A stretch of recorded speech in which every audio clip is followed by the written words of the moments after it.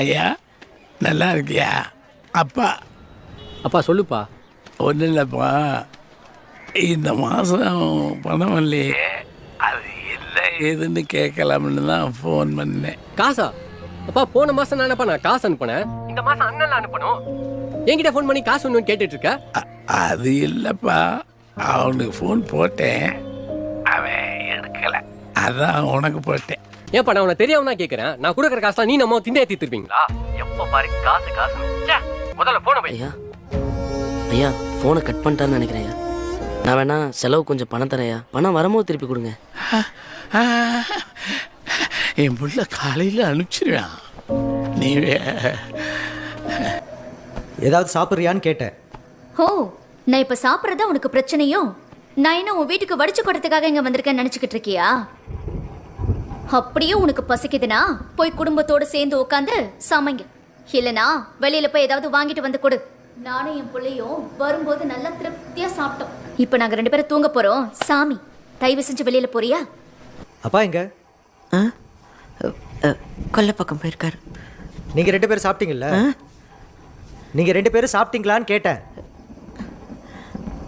நானும் அப்பாவும் சாப்பிட்டோம். இதை சொல்கிறதுக்கு இவ்வளோ நேரமா உனக்கு? சரி போய் படுத்துங்க, நான் படுக்க போகிறேன். குழந்த தூங்கிட்டியா? இல்லைங்க. பிள்ளைகளை நாம சரியா வளர்க்கலையோ? ஆசைப்பட்டதில் வச்சு கொடுத்தீங்க, சேர்த்து வச்சதில் வச்சு கொடுத்தீங்க. இதுக்கெல்லாம் மேலே உசுருக்கு உசுர அன்பின் பாசத்தையும் காட்டி வளர்த்தோங்க. அப்ப ஏன் குழந்தை இவங்க? வேண்டாங்க, நல்லா இருக்கட்டும். நம்ம மனசு நொந்து சொல்லி அவங்க வாழ்க்கை நொடிஞ்சு போயிடக்கூடாது.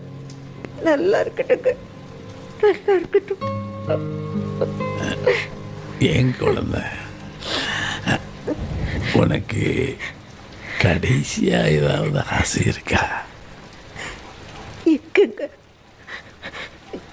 எனக்கு முன்னாடி நீங்க போய் சேர்ந்துடணும்.